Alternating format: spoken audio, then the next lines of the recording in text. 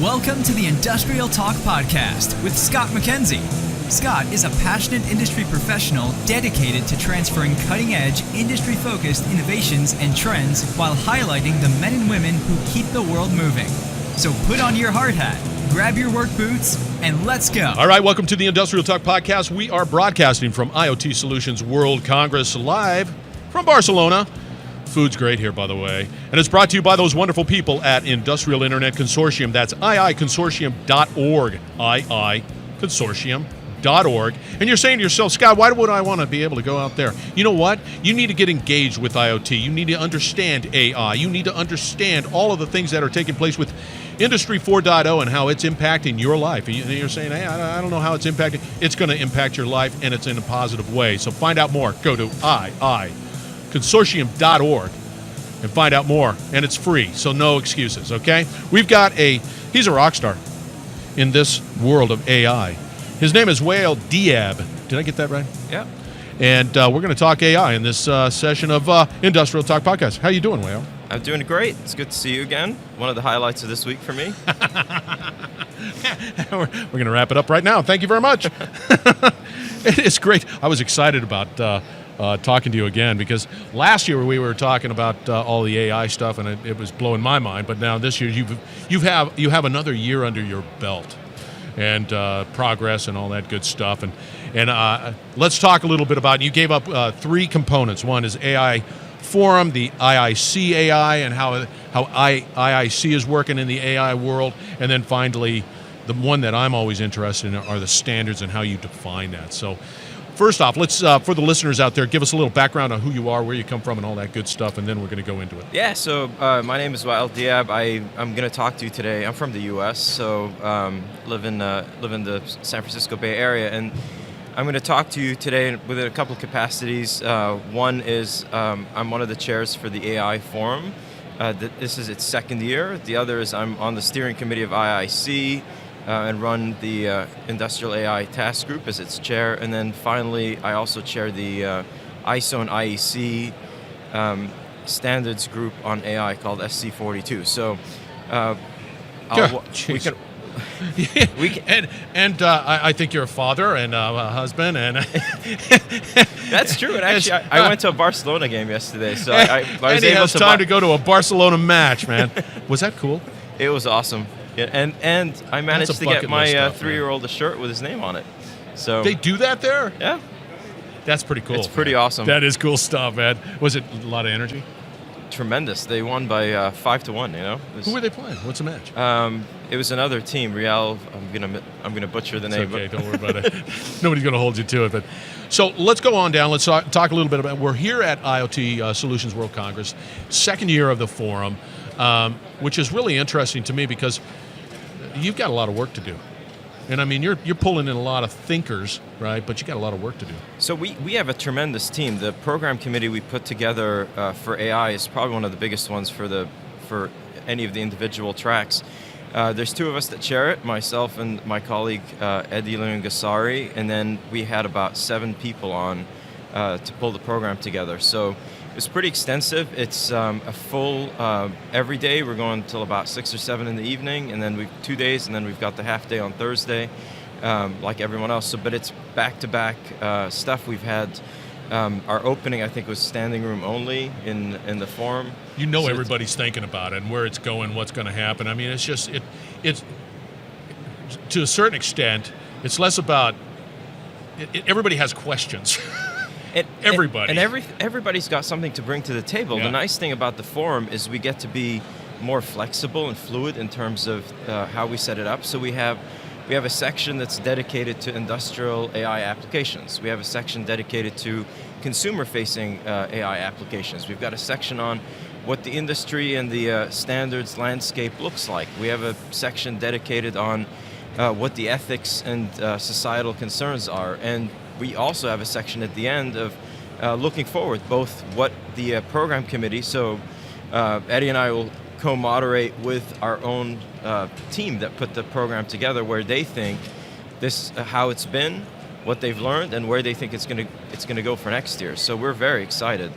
Have you seen from last year to this year, significant progress, significant insight, significant whatever? Absolutely. I mean, the first thing we did at the end of last year is we polled everyone. We wanted to see what the room wanted to see next year. And it's as we predicted, about 2/3 of the people wanted to see new businesses, new use cases, and 1/3 wanted to dive more technically. So, yeah, I mean, I think we've had some presentations that have built on what's happened last year and a bunch of new fresh ones. But I mean, the amount of energy and application of AI is tremendous. That's the biggest thing for me, is this year we're seeing even more use cases in more verticals and more domains. So some of these estimates that said, 40% of digital transformation efforts will use AI this year are not off. No way. So you're hitting it. I think so. I mean, I can't tell you, I'm not a market analyst, but I can see from what's coming in. We have, one of the presentation, I think, is teaching AI to sail, I mean, I wouldn't have predicted that, really? Right? Yeah, it's pretty cool. So that happens, I think, this afternoon. So one of the things that I think I asked you last year, how do you, in the case of the selling one, to be able to do that, is there any nefarious concerns on your part? Come on. I think this kind of maybe brings us into what's going on in the world of standardization and as well as what IIC's putting out. So here's the thing. First of all, not all AI systems are autonomous. There's a lot of what we call semi-autonomous systems. So these are operating, if you will, in like a two-dimensional space, right? They're very good at learning, picking up data for a very, very specific task, right? So this notion that all of a sudden it's going to be autonomous and take over and do that, it's not even on the table. It's something very far away. The other thing that I think is very different is IT over the last 3 decades has changed dramatically. We've gone away from just let me try to do it as fast as I can to I'm also worried about the energy footprint. I'm worried about privacy and security. Yes. I'm worried about anonymization of data. So going into the AI experiment, if you will, we're already looking at everything to do with the ethical concerns, societal concerns. Yeah. So we have a huge track about that today. Actually, I think it's going on this morning. Within, I could tell you, the standards world, ISO and IEC, under SC42, we have 5 projects just on trustworthiness. We're looking at ethics across the board. So everyone's taking this seriously, and it's not just people that are saying, oh, hey, don't worry about this, that are at the table. We also have people that are concerned about this. So in the standards world, we've been pulling in requirements as well from the regulatory side. There's a lot of, for instance, the European Commission has a whole paper on trustworthy AI, right? So we're trying to map that back to what we do technically in terms of standards for trustworthiness. It never ends. I mean, you're really blazing a trail here. When we start talking about use cases, right? Are there businesses out there truly deploying an AI solution in their business? So I think in the business world, people are, and it's variable, to what extent they use it within their own use case. But when I say use case, for me, if I think about it with my standards hat on. Right. We just started, in SC42, we just started collecting use cases, and we already have over 85, and it's only been a few months, and we haven't talked to all the committees that we could under ISO and IEC. So there's a tremendous amount of interest in applying some form of AI into the roadmaps of these application domain-focused committees. And I think our job there is to help provide that guidance. Similarly, if you look at what we're doing within IIC in the Industrial AI Task Group, we're looking at that intersection of AI with industrial IoT. And that's a huge space as well, because if you look at the next step for a smart factory, right, or smart manufacturing, it's to look at AI, right? It can help provide you insights. It can improve your analytics. So it's almost like it's an evolutionary step and a natural step. And some of the things we're doing there is, we're pulling together a paper that first of all tells you how industrial AI is different from, let's say, consumer-focused AI, right? Yep. What are some of the things that you need to look at? What are some example use cases? Dive into some of these issues within the context of the industrial IoT. And I think that's a unique value add that will help, because again, like I say, if you can look at AI as another enabler for the digital transformation, and from that point of view, you're coming at it from the industrial IoT perspective. So in many of the conversations I've had with tons of people around here, everybody's passionate, everybody's, they're looking to solve problems. Every time I have a conversation with you and others, there's a lot of work being done, papers, writing, debating, conversation, being Joe Sixpack. When is it going to get down to my level and have impact in my business? Because you guys are really, you're doing a lot, and it has to be done. Don't get me wrong. When do you think it'll get down to sort of that more tactical component? That's a great question. The first thing I'd say, what's for me very astounding is it's not just data scientists and engineers and the normal marketeers. We're seeing stakeholders interested from the application side, application engineers. We're seeing social scientists interested in this. We're seeing regulatory, business type of. So to me, those people doing the work is also expanded quite a bit, and that's another difference. If you were asking me earlier how it's been progressing. As far as when it's going to impact you, I mean, there's already a lot of AI solutions deployed. I mean, if you just look around the floor today, you could see that. Or if you look at the presentations coming in. I can't, Wael. I work out of this salt mine right here. I can never leave the floor. It's right here. We need to give you a break. That's my problem. Yeah. Well, I mean, I can tell you from what I've seen. I mean, you see that it's happening. But your question is, when do we get to mass adoption? And yes. I'm not the if I could predict that, I could probably be doing something else on making more money. Right. But what I could tell you is, from my perspective, when you get mass adoption, one of the key things to help reduce the barriers is, for example, what IIC is doing with their guidance papers, the ecosystem they're building about the industrial AI, what SC42 is doing to address the concerns. Because as you start to remove those, then it makes it much more likely that it would go into mass adoption. And I mean, from what we're seeing, from the data points at least I see, that's likely to happen. But you've got to address a lot of these concerns. And I think the other thing with AI is that, when we talk about ethics, there's two ways to look at it. One is, what do we need to do to make sure that everything's okay? This is a learning system. It's not a fixed system. It's probabilistic in nature. Yes. It depends on the data. So there's a lot we're doing at the technical level, at the guidance level. But there's also another side to AI. Like any technology, right? It has the opportunity to do good, right? So in a certain sense, you can also look at AI and say, at what point would it be unethical not to use AI, right?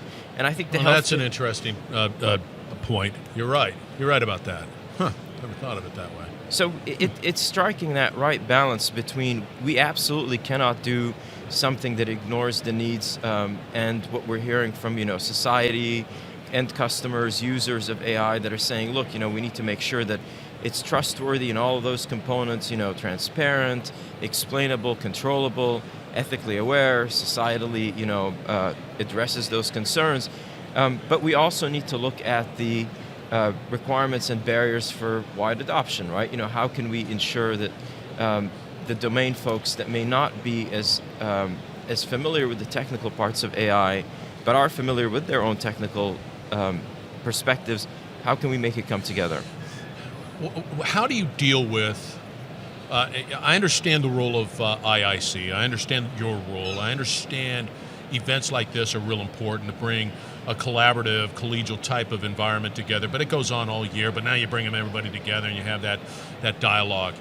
Other organizations are going down that same road, I guess, to some extent, more so, less so. I don't know. In fact, you're my AI guru, so it doesn't really matter. I don't go any other place. So, but I'm sure there are other organizations, other entities out there.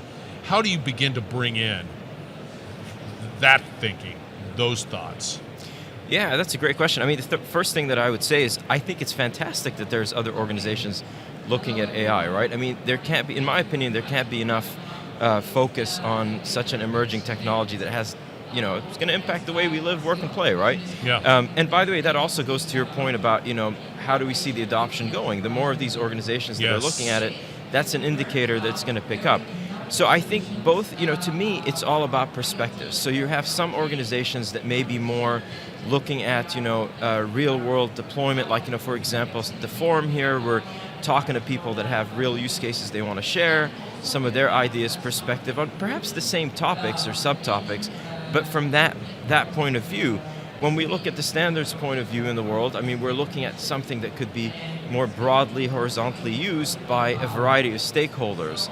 And that's a little bit different. Maybe we're looking at it from a requirements perspective, from a normative standardization perspective.